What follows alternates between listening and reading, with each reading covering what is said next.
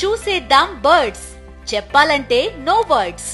పూర్తి వివరాలకు చదవండి రేపటి సాక్షి హైదరాబాద్ ఎడిషన్.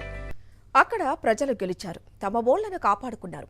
పచ్చని పొలాల్ని సర్వనాశనం చేసే ఇథనాల్ ఫ్యాక్టరీ వద్దని ఊళ్లన్నీ ఐకమత్యంగా కదిలే ప్రజలు పెద్ద ఎత్తున ఉద్యమించారు. 2 రోజుల పాటు 4 ఊళ్లు రోడ్డు మీదే ఉన్నాయి.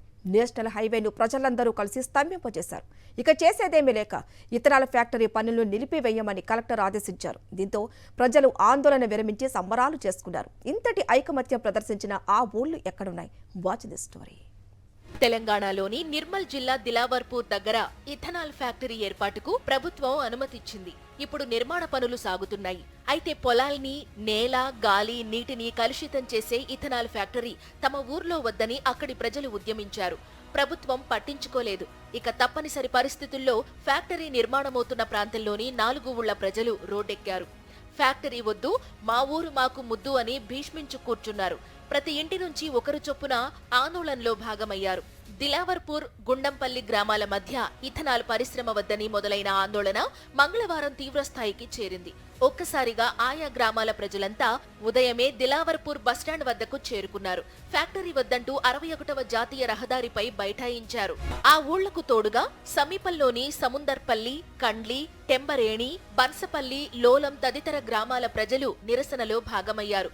పరిశ్రమల ఏర్పాటుకు తాము వ్యతిరేకం కాదని, తమ పంట పొలాల్లో ఏర్పాటు చేస్తున్న ఇథనాల్ పరిశ్రమను మాత్రమే వ్యతిరేకిస్తున్నామని వారంతా ఏకాభిప్రాయాన్ని వెలిబుచ్చారు.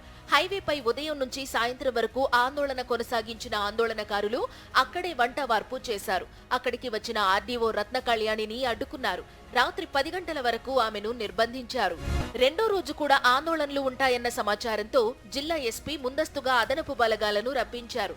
దిలావర్పూర్లో 8 మందిని ముందస్తుగా అరెస్టు చేశారు. గుండంపల్లి గ్రామానికి వెళ్లిన పోలీసులను అక్కడి ప్రజలు అడ్డుకుని తరిమి కొట్టారు. 2వ రోజు కూడా రోడ్డెక్కారు. పోలీస్ స్టేషన్ను వైర్లతో కట్టేసి పీఎస్ ముందు బైఠాయించారు. ప్రభుత్వ కార్యాలయాలకు కూడా తాళం వేశారు. హైవే పైకి వెళుతున్న ఆందోళనకారులను పోలీసులు అడ్డుకోవడంతో వారి కోపం కట్టలు తెంచుకుంది. ఆగ్రహంతో పోలీసులపైకి రాళ్లు రువ్వుతూ, కర్రలతో కొడుతూ పోలీసులను పరిగెత్తించారు. ఈ సందర్భంగా పలు వాహనాలు కూడా ధ్వంసమయ్యాయి. అనంతరం హైవే పైకి చేరుకుని మళ్లీ ఆందోళన చేపట్టారు. ప్రజల ఆందోళన మిన్నట్టడంతో నిర్మల్ జిల్లా కలెక్టర్ కూడా త్వరితంగా నిర్ణయం తీసుకున్నారు. మధ్యాహ్నం విడుదల చేసిన ప్రకటనలో ఇథనాల్ ఫ్యాక్టరీ పనులు నిలిపివేయమంటూ ఆదేశించారు. ఈ సమస్యను ముఖ్యమంత్రి రేవంత్ రెడ్డి దృష్టికి తీసుకెళ్లినట్లు రైతులు తెలిపారు. కలెక్టర్ ఆదేశంతో దిలావర్పూర్ ప్రజలు శాంతించారు.